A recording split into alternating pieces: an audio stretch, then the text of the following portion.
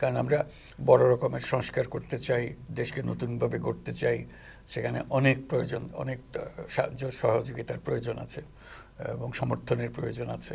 তিনি যে কেবল শান্তিতে নোবেল পুরস্কারে জিতেছিলেন তা নয়, বিশ্বজুড়ে থাকা দারিদ্র বিমোচন সংশ্লিষ্ট ব্যক্তি ও সংগঠনগুলো কিন্তু অধ্যাপক ইউনূসের ভূয়সী প্রশংসা করে। ইউনূসের সাথে আমাদের মুখোমুখি যোগাযোগ শুরু। তিনি অনেকবার চীনে এসেছিলেন। আমিও তার কাছ থেকে শেখার জন্য বেশ কয়েকবার বাংলাদেশে গিয়েছিলাম। বাংলাদেশের অন্তর্বর্তীকালীন সরকারের প্রধান উপদেষ্টা অধ্যাপক মোহাম্মদ ইউনূস আজকে আমি 19 বছর পর আবার বেইজিং আপনার সাক্ষাৎকার নেওয়ার সুযোগ পেয়ে আমি নিজেকে খুব গর্বিত বোধ করি। কারণ 2006 সালে যখন আপনি প্রথম চীন সফরের সময় চীনে বাংলাদেশ দূতাবাসে আপনার সাক্ষাৎকার নিয়েছি। তো এবার আপনি বাংলাদেশের অন্তর্বর্তীকালীন সরকারের প্রধান উপদেষ্টা হিসেবে আবার চীন সফর করলেন, বেইজিং এসে আপনার অনুভূতি কি? আমার খুবই ভালো লাগছে, সবার সঙ্গে দেখা হচ্ছে, পুরনো বন্ধু বান্ধব যারা আছে তাদের সঙ্গে দেখা হচ্ছে। যেমন তোমার সঙ্গে দেখা হলো, 19 বছর এর মধ্যে চলে গেল। তোমার ছবি দেখলাম, তোমার ছবি এখনো আগের মতোই। Thank you. Thank you. কাজে আমার ছবিও দেখালে, তুমি বহুদিন আগের ছবি তোলা।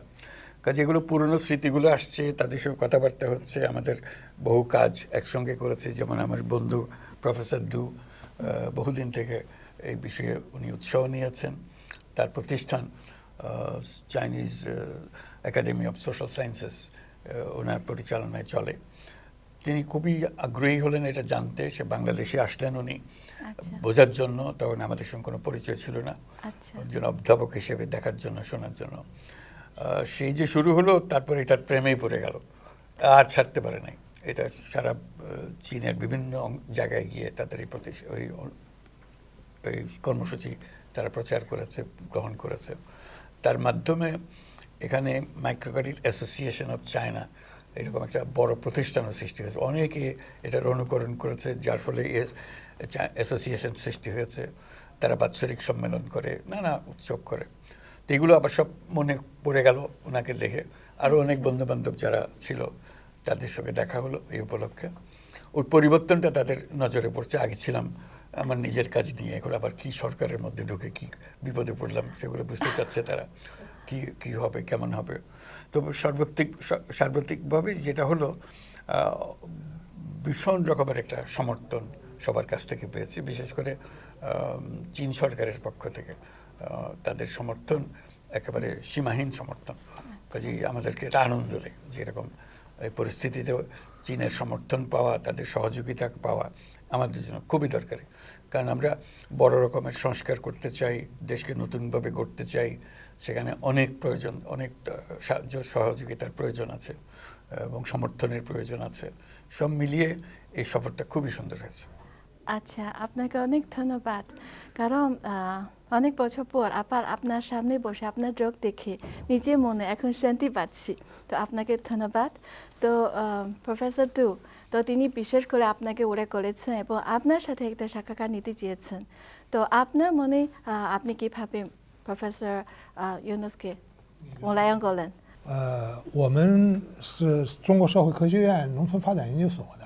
সংক্ষেপে বলি, আমি চীনের সমাজবিজ্ঞান একাডেমির গ্রামীণ উন্নয়ন ইনস্টিটিউটের গবেষক। দারিদ্র্য নিয়ে গবেষণার সময় আমরা খেয়াল করেছি অধ্যাপক ইউনূসের নেতৃত্বে গ্রামীণ ব্যাংকের একটি দল 1976 সাল থেকে পরীক্ষামূলকভাবে কাজ শুরু করে। 1983 সালে তিনি গ্রামীণ ব্যাংক প্রতিষ্ঠা করেন, আর আমি দারিদ্র্য বিমোচন নিয়ে গবেষণা করি। আমি ভেবেছি আমরা কি তার অভিজ্ঞতা থেকে শিখতে পারি। এ কারণে 1993 সালে আমি বাংলাদেশে যাই। তারপর থেকে ইউনূসের সাথে আমাদের মুখোমুখি যোগাযোগ শুরু। তিনি অনেকবার চীনে এসেছিলেন। আমিও তার কাছ থেকে শেখার জন্য বেশ কয়েকবার বাংলাদেশে গিয়েছিলাম। তিনি আমাদের প্রকল্পগুলো পরিদর্শন করতে এসেছিলেন, আমাদের প্রকল্পগুলোকে স্বীকৃতি দিয়েছিলেন এবং অনেক বিদেশি প্রকল্পের সঙ্গে আমাদের পরিচয় করিয়ে দিয়েছিলেন।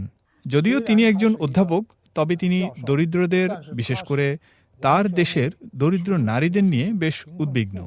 আমার চোখে তিনি একটি সামাজিক উদ্যোগ প্রতিষ্ঠা করেছিলেন, আর এই লক্ষ্যেই তিনি সবসময় প্রচেষ্টা চালিয়ে এসেছেন। তিনি যে কেবল শান্তিতে নোবেল পুরস্কারে জিতেছিলেন তা নয়, বিশ্বজুড়ে থাকা দারিদ্র বিমোচন সংশ্লিষ্ট ব্যক্তি ও সংগঠনগুলো কিন্তু অধ্যাপক ইউনূসের ভূয়সী প্রশংসা করে। 是这么一个的状况。好的，那我一会儿我再问您问题哈，先请刘教授再讲讲他的感受。